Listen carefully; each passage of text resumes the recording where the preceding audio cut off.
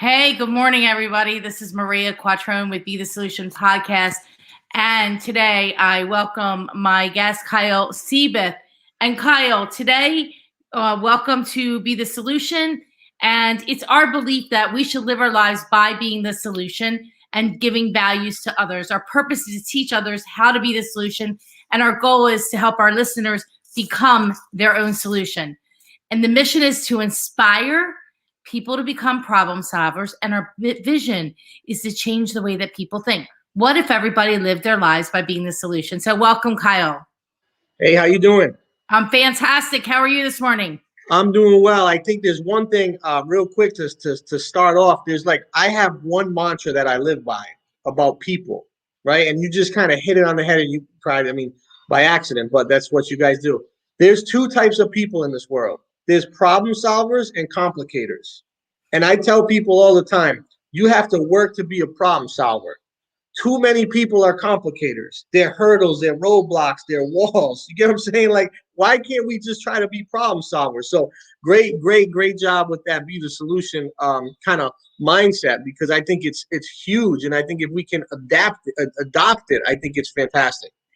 Yeah. So Kyle, I'm glad that you said that, because here's what happened back, I guess about 8 months ago or so, when we decided to do this. One of my staff said, well, why do people hire us? And I sat there and I thought, because we do a lot of expireds. Mm-hmm. I said, because we're problem solvers, we are face challenges. I don't look at that house and say, that's a piece of crap, nobody's going to buy it. I say, okay, yeah, there's challenges. There's knob and tube wiring. It's 1970s carpet, and you want the price for 2000, like it's renovated in 2000. Yeah, so let's figure out how to get it done, right? And that's what you do. They hire us because they can't do it on their own. They hire us because we solve problems. They hire us because we're that intermediary in between a buyer and a seller, right? Our job is to facilitate the sale and get it from point A to point B. The problem is, I'm going to put a number out there, and it may be different in your area. 75% of agents become the problem versus become the solution, right? So that's the issue that we have, is that we're trying to teach our agents right now. I have 125. We're trying to teach these guys how to be problem solvers.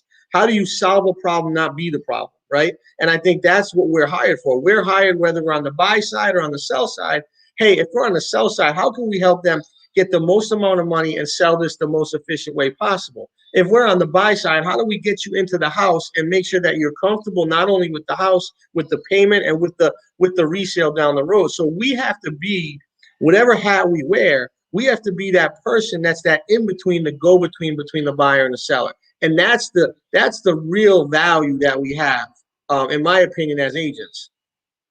Yeah. So you're teaching your agents how to do that. And is that through, you're actually showing them? I watch your videos.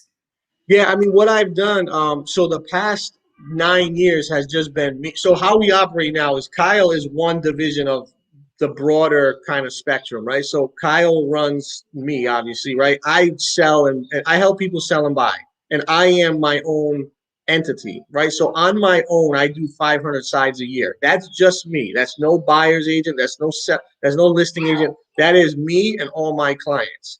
What we've done a year ago, probably 6 months ago now, is we decided, let's start a brokerage, and let's get a bunch of people that want to grow their own brand, people that either want to be part of kind of what I've built and be, mini versions that will grow to that point. And then let's just get people that want to do their own thing and just come in here and try to learn the business. So what I've done is I said, okay, great. For those folks, let's offer a coaching program, an 8-week program for anybody that's in the brokerage. Let's allow them to come in and get an hour with me per week, and then let's do an hour and a half every week where we're going to do some either warm or cold calling, right? So we're going to get on the phone, we're going to hammer the phones, and we're going to do some lead gen stuff. So we're starting to do that on an 8-week basis, and what's happening is it's now transforming into something bigger. We're looking at transforming that into a team within the brokerage, where we kind of call it like the killer bees or whatever that looks like, where we are just going to lead generate in a group as a team, and I'm going to be there to kind of oversee it as I continue to sell and stay relevant, because I think that's the key. If the leader, it's like lead by example versus just telling them what to do. I'm out there doing the same thing you're doing. I'm following up on the same leads. We're all in the same boat. Well, and that makes a difference. When you take the action and you show them, because I say, listen, I'm not going to tell you to do anything that I'm not already doing. So Correct. leading by example is key. I want to go back for a second. So I know one of the reasons I reached out to you because I was so impressed by the fact that you do that many transactions with no buyer agents or listing partners on that, because Correct. it's extremely rare and extremely impressive. So tell me, I want to know about your daily schedule. I want to know how you facilitate that many sides. Of course, you have assistants that are handling paperwork and all that, but how you personally do that. What's your secret sauce? So I am very, very good at delegation, things that don't generate income. Anything in my day, and that's as simple as eating. I don't spend any time on doing anything that's not going to generate income to myself or the brokerage. So what that looks like is I'm in the office usually at 6:30. I meet with my director of operations at 6:30 to 7:15. We figure out what the day looks like, what the week looks like, any problems from the prior day, and we kind of get that brokerage piece out the window. About 8 o'clock, I then meet with my scheduler who does my schedule for the next for every day, but we look at 3 days in advance to make sure we know, okay, if I'm blocked every half hour from 9 o'clock to 8 o'clock, right? These need to be income generating activities. If they're not, when we meet, we cross off and we delegate. So we have what we call 3 runners. 3 runners are people that cover inspections, appraisals, walkthroughs, things that I don't need to be doing because they're my clients and we're already beyond that point. I also have a staff of probably 5 to 7 inside admins that help with emails, paperwork, offers, contracts, scheduling, all that sort of stuff. So really delegating, I'm in front of buyers and sellers. That's it. Meeting with buyers, showing them houses, meeting with sellers, trying to get their houses listed, comping out houses, meeting with investors, meeting with different people, centers of influence. So I really focused the last 4 or 5 years on that, specifically on that, taking away anything that's not a good use of my time. And that opportunity cost of me doing something that either doesn't generate income or is a very low, kind of low on the totem pole task, that's a huge cost for me to give up. And that's how we're able to generate that many sides, because at the end of the day, my at bats, right? So the amount of opportunities I have every day with a buyer or seller is so large that I just have to hit a certain percentage to make sure that we get enough people in houses. So how many appointments are you doing on the daily? I mean, today, I probably do 10 to 15 a day. And on a weekend, I can crush 25 to 30 if I have the runners doing it at the same time. So Like what does that mean? You're going to show, or you're going to list, or both? both. So, like, for example, this morning, let's just look at today, for example. Yeah. I've already been in the office, right? I came back home, I hang out with my kids for a little bit. So I have you now. I have a 9 o'clock closing. I have a 9:30 call with a buyer. I have a 10 o'clock appointment with one of the agents. I have a 10:30 listing appointment, 11 o'clock listing appointment, and then I've got buyer showings pretty much from 12 to 4, and then I pick back up at 5 and go 5 to 8. So it's usually, in between either buyer showings or listing appointments. It's kind of what it looks like. So the only thing you're doing is going on appointments. You have somebody else is making the calls behind you, the lead follow up on the appointment, or? So yeah, so we have an inside sales staff that's following up. So my scheduler who sets all the buyer appointments, she's following up with all those buyer leads that we take out and look at. So every day, every week, she's following up with those folks. And then the inside sales people are working on all our lead flow that comes in, trying to set up new appointments. So really it's, okay, get me, like you two, all your job is to get me in front of people. Get me in front of as many people as you can every week. Give me as many opportunities as we can every week. How did you decide to do that? Trial and error, and I think it's always changing, it's always evolving, it's always adapting. I think what happens is at the end of the day, I looked at some of the stuff I was doing and I was like, geez, if I keep operating at this level, I'm not going to be able to get to a certain point where I want to be, right? My goal was always to be the #1 agent in the country. That was always my goal. When I started, my goal was to have enough money to do a vacation a year. But as I got into this thing and I started to see that they ranked people and people were like, hey, this person's ranked 10, this person's ranked 100. Even in the state, I was like, okay, let's start with the state. Let's be number one in the state. And then I said, oh, shoot, I have something here. I'm doing 191 sides. I'm starting to get on a national map, right? I'm top 100 or top 200 or whatever. Let's try to get to one. And it took me probably 3 years to go from 191 sides to 500 plus. And I was number one last year. And I'm hoping that this year, 2020, I ended up one. I think I did over 500 again this year. So we'll see. That's amazing. So you're generating opportunities mainly from your database. So you have radio, TV. Do you do direct mail? Yeah, we do everything. So radio, I have a radio show. I do radio advertising. I have a TV show. I do TV advertising. I have a billboard. We do a lot of Zillow stuff. We do everything possible. And I always say to my people, if I spend $1 to make $2, I'll do that all day. So you've really infiltrated Rhode Island and Southern Mass. Yeah, I mean, here's the crazy part. So you say that, right? And with all those sides, you would think, and I'm going to ask you a question. What do you think my percentage of sides and volume is for the entire state of Rhode Island? So because I study numbers, and it sounds like it's a lot. It is a lot from a manpower, but I'm going to guess that it's like 2%. 1%, 1.3%. So guess what I say to my agents, right? I say, look, you're going to have people that will be like, oh, you're going to compete with them and you're going to come in here, be scared because he's such a big player. I say, guys, look, I'm 1.3% of the market in Rhode Island. There's 98.3%, 98.7% left. If you're worried about me and I'm 1.3%, you're in the wrong business. You need to go out there and say, there's this much stuff, opportunities left for me to take. Right. Let's go take them. That's right. The reality.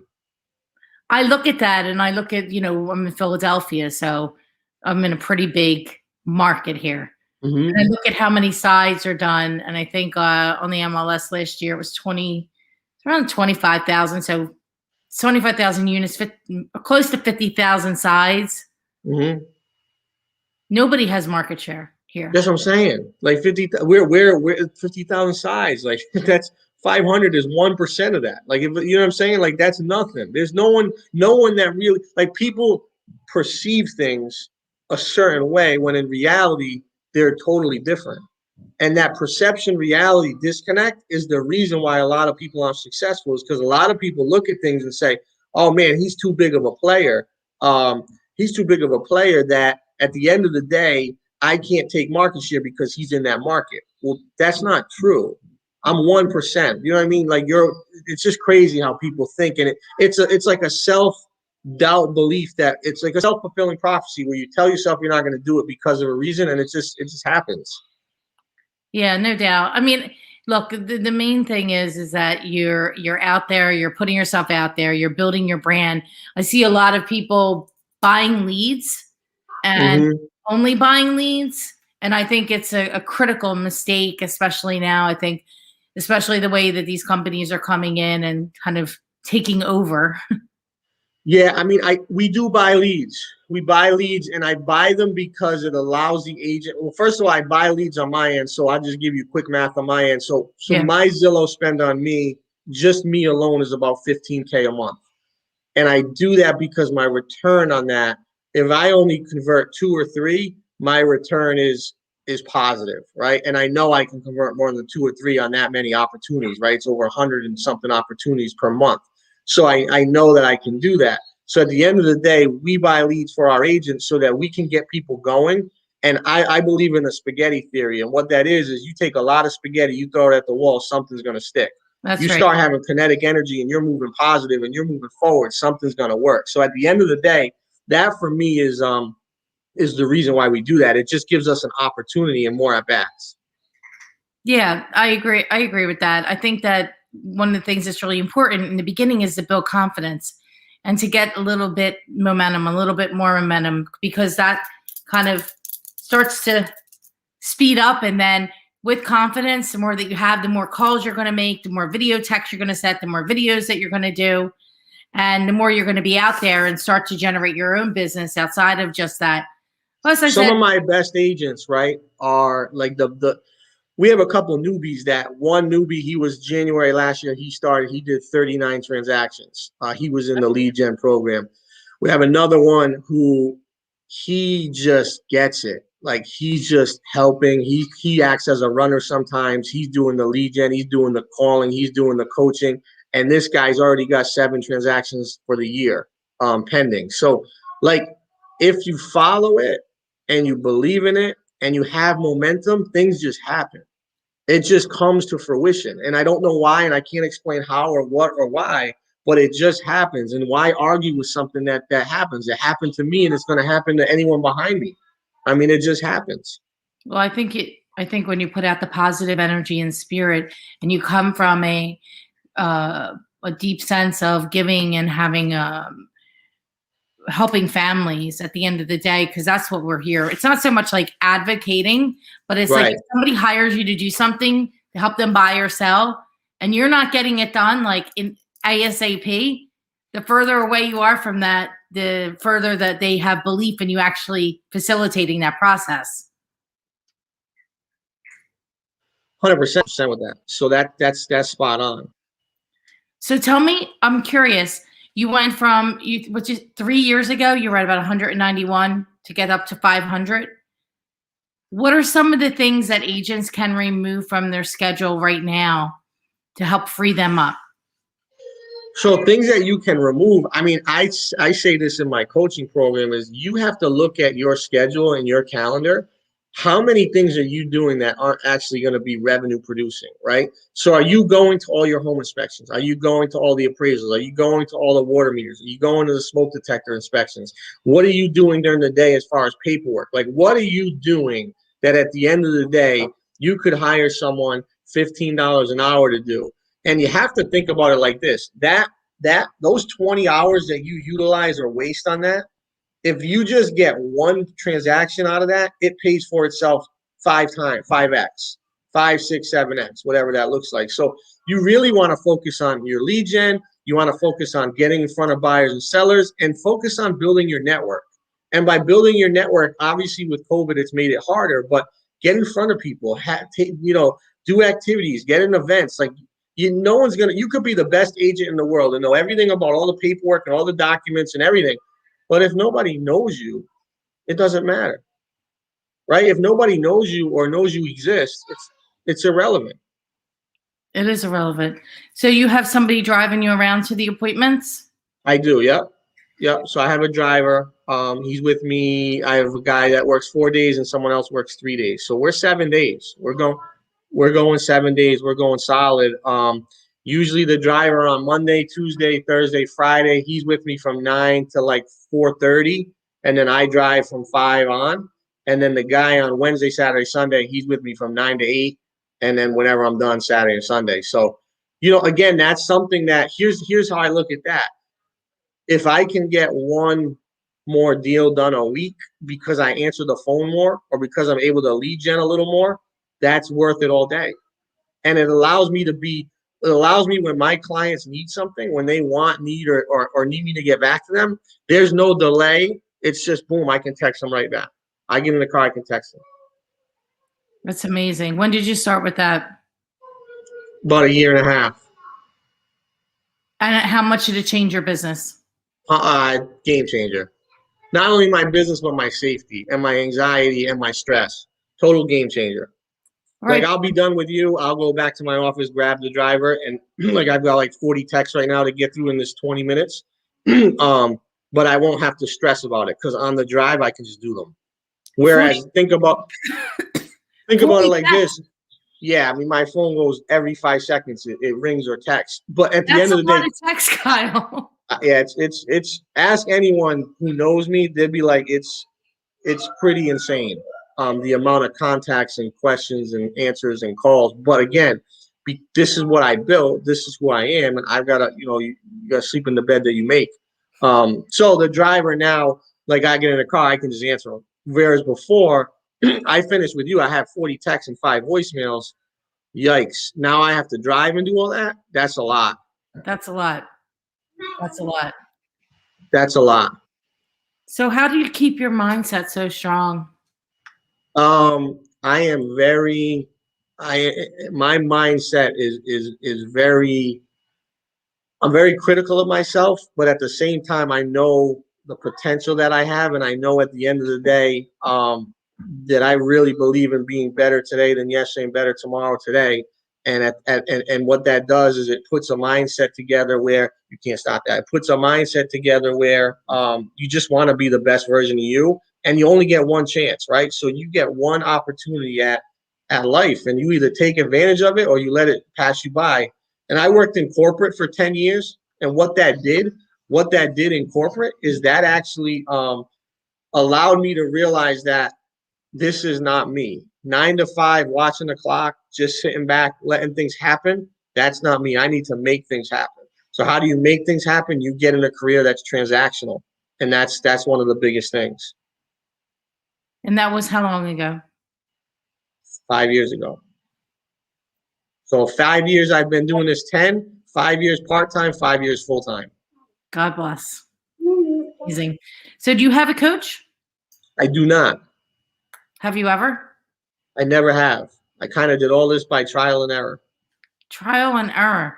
You fail forward fast. I fail forward fast, and I fail a lot. Honestly, Yeah. I mean, there's a lot of things I do that don't work, but I don't let it get in the way. What I do is I say, okay, at the end of the day, even though that didn't work the way I wanted it to, let's pick the pieces up and move on. Why do you think you have such a strong mental fortitude? I think it was the way I was brought up and the way I grew up, in the way that, life is hard. It's always going to be hard. And at the end of the day, if it was easy, everyone would do it. And you're not gonna be late for school. I gotta leave in like 1 minute. I might pick you back up on my cell phone, okay? Did you hear me? Yeah. Okay. At the end of the day, I think it comes from my upbringing. It comes from my athletic background. I had a background in sports, and I think that was really important. Because most people don't have what you have. They don't. No, you can't teach that. It's hard. They don't bring it. Like they don't bring it. People aren't bringing it. Not only don't bring it, they don't want to bring it. They want to talk about bringing it, but they don't really want to bring it. I see a lot of people that have success, and their mental fortitude is really strong. I think that's one of the key components. I would say that real quick. I got to get these guys to school. They got to start at 9. Yeah, that's all. That's good. I would say this real quick in conclusion. We are all a commodity. We are all real estate agents, right? We're a commodity. There's a million of us, right? I don't know the exact numbers, but there's a million Marias, there's a million Kyles. Yeah. Yeah, 1,000,002, right? Yes. Okay, what makes you and I different from the rest is, I think, number one is our ability to be problem solvers and not complicators, but more importantly is a mental mindset that you can't teach it all. You have to have some of it inside of you. You have to be self-motivating. You have to have a will and want to be great. You have to have a desire to really, you have to have a desire to, you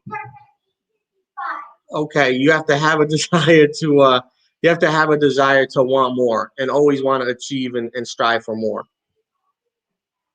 So before my daughter murders me, I have to jump off of this. Kyle, it was so great to have you. I would love to have you again on the show. I'm down. Just let me know. I admire you and respect you a lot. Well, I appreciate it, and I would love to do this again. And I thank you so much. Unfortunately, I had to get cut short a little bit, but I really, before my daughter slices my throat, we gotta get this thing moving. Go get her to school. We'll see you soon. Thank you, Dan. Have a good day. Bye. Have a good one. That was amazing. Kyle was absolutely fantastic. I love his story, and I love all that he does. And that makes me think. It makes me think about how much more could be actually done if we eliminate all of those things that keep us from doing the most productive things on the daily. So with that, I'm going to take that with it, and I'm actually going to make some changes right now today when I walk into my office. And that's all we can do each day is to get a little bit better and get a little bit stronger. And be the lighthouse for our clients, our family, our friends. Everybody, I wish you a blessed and great